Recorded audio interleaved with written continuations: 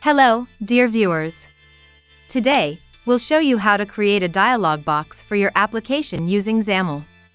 Dialog boxes are a great way to present information or request user actions.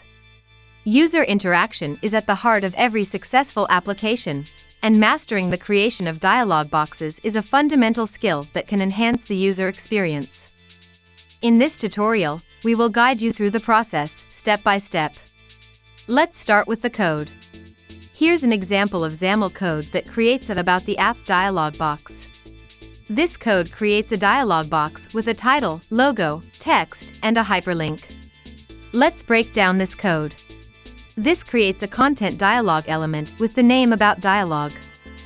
It represents a dialog box that will display about the app information, and it has an OK button to close the dialog.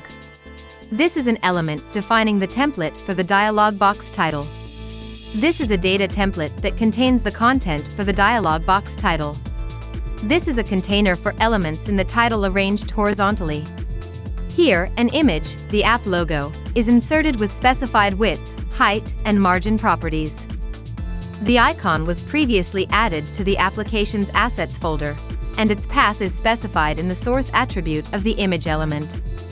This creates a text block with the text About Audio Player, which will be displayed next to the image. This is a container for placing textual information and a hyperlink inside the dialog box. Here, a text block with the app version is created, centered, with specified font size and text color. Here, a text block with copyright information is created, also centered, with specified font size and text color. This creates a hyperlink displayed as the text www.playersite.com, and when clicked, it opens the specified website in the Navigate URI. In summary, this XAML code defines About the App dialog box that contains a title with a logo and text, as well as information about the app's version and copyright, including a hyperlink to the app's website. And that's it. Now you have a dialog box for your application. Even though the dialog is defined in the app page, it's not shown until you call showAsync in your code. Now let's see how to display this dialog box. The provided code consists of both XAML and C# code, which work together to create a menu item labeled About Audio Player and trigger a specific action when the menu item is clicked. Let's break down and describe each part. Click.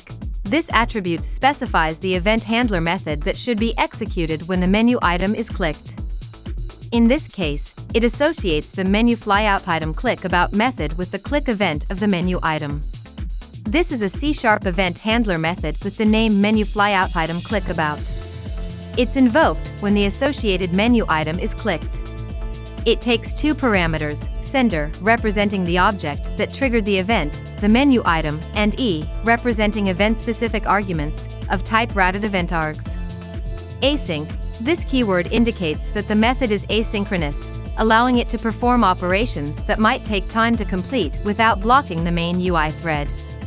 Await About Dialog.showAsync. Within the event handler, this line of code awaits the asynchronous showAsync method of an object named About Dialog. The purpose is to display an About Dialog related to an audio player. In summary, when a user clicks on the About Audio Player menu item, the menu flyout item click About event handler is executed. Inside this event handler, it awaits the asynchronous showAsync method associated with an About Dialog object, which displays an About Dialog. This approach ensures that the UI remains responsive during the dialog's display, as it's handled asynchronously. Thank you for watching this video. I hope this helped you understand how to create a dialog box in your application using XAML. If you have any questions, feel free to ask them in the comments. Don't forget to subscribe to our channel to stay updated on the upcoming episodes. Good luck with developing your apps.